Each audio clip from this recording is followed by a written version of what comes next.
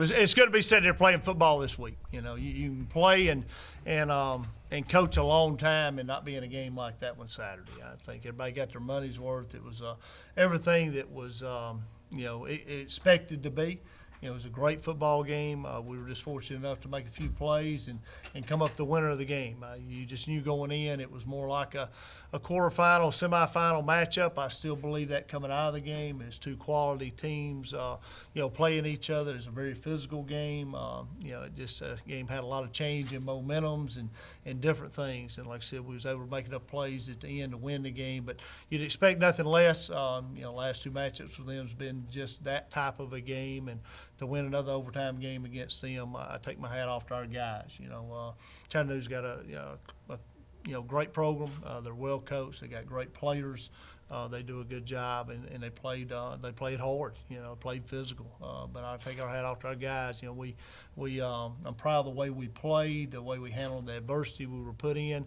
There's a couple times during the game that we could have put them away, and it seems like the same old song and dance when you play them. Same situation is, right before halftime, I think we got up, 21-7. We got up 2 scores, and to win it at half, up 2 scores would have been big because you come out and you score to start the second half, and then you're up 28-7. Instead, they make a great drive, a 2-play, big play drive, and get in the end zone and make it a 21-14 game. Then in the second half, we think we go up 35-14. They reversed the call and said it was out of bounds, and that kind of missed a field goal, and they come back and scored, 3 straight times and take the lead. And then our backs is against the wall, but there was no panic on our sideline at all. Our team showed a lot of confidence, a lot of poise. We got to stop defensively. We get the ball back 4 or 5 minutes left. Our offense didn't panic. We didn't go into pass-happy mode. We stuck on the ground and ran the football, was able to spring one. And like I said, all 3 phases played well.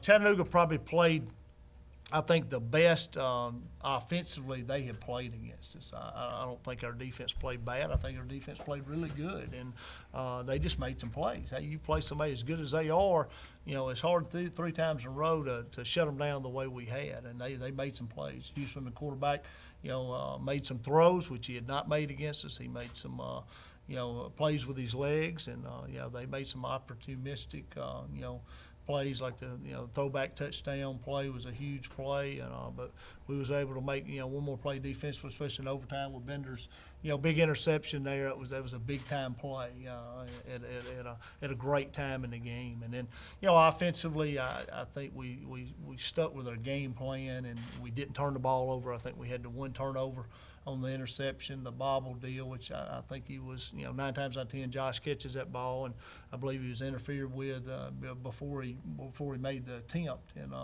we turned the ball over 1 time there, but other than that, we were clean on turnovers. And when you got 400 yards rushing, it tells you how good our offensive line played. I think our offensive line played extremely well. We had 2 guys that rushed the ball for over 200 yards. When you take Eli, I think it statistically is 195, but that's counting 2 sacks. He was at 208 without the 2 sacks. So up front, I think our offensive line played really well, and Eli played really good, running the read option stuff and making throws too. We could have threw the ball a little bit more than what we did, and we made effective, efficient throws. So like I said, just glad to be playing football and looking forward to being on ESPN2, and on Friday nights our student body has begged for a night game in our fans' house, and they got it here Friday night. Can't wait to see our crowd. Thanks, and you know how much they mean to us. You see our fans, and right at 22,000 people at the game on Saturday, and our student section is rocking down there. Chattanooga wanted to stay away from that again, when it went to the overtime, but they impact the game, and just all our fans. They didn't sit on their hands. They were loud. They affected the game, and it was a great atmosphere. But like I said, just I go on and on about it because it was just a classic game. You couldn't ask for anything better from a fan's perspective, and like I said, proud of our guys.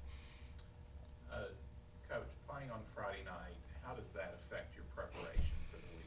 Well, just bumps everything up a day. You know, you move up a day, and you know, Saturday became our off day. You know, for this next Saturday, you know, we end up practicing, you know, yesterday and getting a Monday's practice in. So everything's just a day ahead. It's the same routine deal. It's just a day ahead of what it normally is. Our guys handled the change really well. You know, we talk about that all the time. You know, everything's not going to always stay identical preparation-wise in your schedule, and you got to be able to adapt. And I think great teams are able to do that. But at a moment's notice, you know, our guys are all back in here yesterday afternoon, and they're excited about going to practice and preparing, and they know the work that they got to put in to catch up, because you do lose a day of prep, you know, on a team that you've never played before. And you know, Charleston Southern's a great team. I mean, they wouldn't be playing the quarterfinals if they wasn't. They got the number 1 or number 2 defense in the country statistically. Offensively, they present a lot of problems because they run a lot of double option, triple option stuff, and get you in a lot of single manned up throws that throw the ball over the top. So, you know, we got to play assignment football defensively, and like I said, we got our work cut out for us. But I don't think the playing on Friday night affects us one way or the other. Our bunch will be ready to play, and I know their bunch will be ready to play, and it ought to be a great football game. I'm excited about getting the national exposure on ESPN2 for sure, and I know our guys are excited about that. For the players, could you talk a little bit about that as well, about having the schedule bumped up and practicing yesterday and playing on Friday? Like you said, nothing really has changed. We practiced yesterday, like you said, like a Monday practice. Today will be basically for our Tuesday practice, and we just, we ready to play. It's nothing. Same schedule, same mindset. So, I mean, it's a regular week for us. I mean, your body is sort of banged up after a game, so practicing on a Sunday, that was the only really a big change. We was a little more sore. But other than that, it's the same schedule. We felt good about going out to practice. We blessed to be able to be playing another week. Yeah, pretty much what Bender just said. I mean, we were sore going out there, but, I mean, it's just a blessing to still be out here and being able to play. It was a very close game, and, you know, a lot of emotions, and I'm just happy we have another week to show everybody what we're about. Coach, did you and your staff get any sleep, having to get prepared for a Monday practice that's now on Sunday? Yeah, not a lot. You know, we didn't find out till probably about 11 o'clock, you know, Saturday night that we were playing on Friday. Knew early that it was a chance, but I don't think their conference call started to about 9:30, so we didn't find out till, you know, probably 10:30 or 11, like I said. So, you know, you just get back in on early on Sunday morning and start your prep, because you're going to lose 4 hours of prep by practicing when we had our guys in, you know, Sunday afternoon, so you got to make up for that time. So it wasn't a big factor. I felt like when we left here last night late that we were right where we normally are on a Sunday, which is what you want to see. So, you know, we got it pretty much routine. Coaches, they know what they got to have done on certain nights and where you need to be, and I think we're right on point where we need to be. And these guys, as far as practice, it's pretty routine deal. I mean, we say, hey guys, yeah, it's Tuesday practice. It could be on Friday, it could be on Thursday. They might could go out there and practice themselves. I ain't sure how much they need us. You know, they know the routine. They know what they got to get done. You know, so it's a pretty special thing. We got a group that just gets it done. It's a team effort from our staff, our support staff, to our players, of, you know, the routine and the process of how we go about it. But everybody knows let's put it this way: right hand knows what the left hand's doing for sure. Eli, I get the impression from you, from what you've said ever since you've been here, that you're ready whenever. If they had said the game was today, I'm guessing you would have been ready. Yeah, definitely. Maybe not Eli. I don't know. Eli, Bender was sore. Eli may have been a little more sore. I don't know. Yeah. But no, yeah, like you said, I mean, we had to play today. You know, I'll be ready. My team be ready. We'll be ready to go. But, like, I am a little sore. Yeah. Tuesday's normally the physical day of the week, which becomes Monday. But will you be as physical today? We will be. We believe in it. Yeah, we believe in that's what makes us go, and we believe in our Tuesday practice. And I think we're such good at Tuesdays. We've been able to, you know, really take the pads off on a Wednesday and Thursday. And but our guys believe in what we do on Tuesdays, and it don't matter when we're playing. We're going to get that Tuesday practice in. And like I said, I think it's just a way of life. And like I said, if we didn't go out there and do it, you know, they'd be pretty upset, I think. Home team on getting to play at home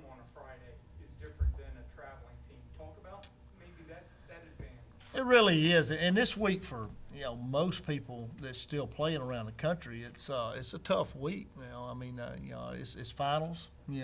So I think it's a tough week of prep there because you got guys taking final exams, and that's important. Our guys are doing a good job there, and we got a great semester going academically. But you add that on to that, you move it up a day, and we've had to reschedule a few finals that were on Friday to accommodate being on a game day deal, and so it does present some problems there.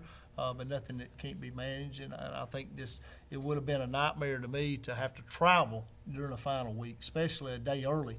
You're looking at having to leave on Thursday now, and you'd have guys taking finals on on Thursday and as well as on Friday. So I'm sure Charleston Southern is presented with that problem, and it's a tough thing. So it's an advantage. We knew it was an advantage. We knew it was a big time deal, gaining the #1 seed and being able to play at home throughout the playoffs. And so we're glad we do have that. We've earned the luxury to play at home and be able to play at home. And there's just so many advantages there. Without the travel, our home crowd, our atmosphere, I think very few people in FCS football around the country have our atmosphere at home.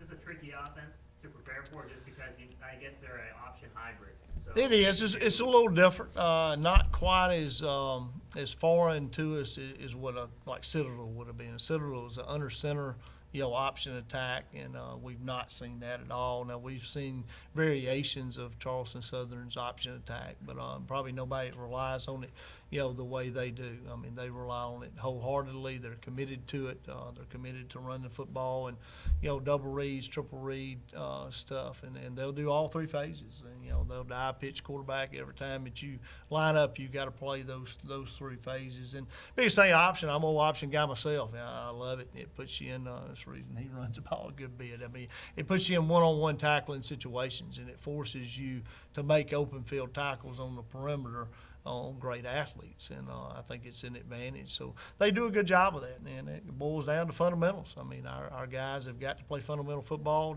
We got to block on offense, we got to tackle on defense, and there's going to be times where we got to make one-on-one tackles, and we got to be able to get more folks around the football. But our defense is really good at that. They're good at pursuing to the ball. We're good at getting off of blocks, and the more hats we can get around the ball, once we know where it's going, our guys will do a good job of that. But they do an extremely good job of running option. They put you in a bind. They run a lot of trap option, belly option, things right there. They're not a triple, but you got to respect it. You got to treat it like the triple. If you don't, they're going to pop a run. You'll see the dive pop out.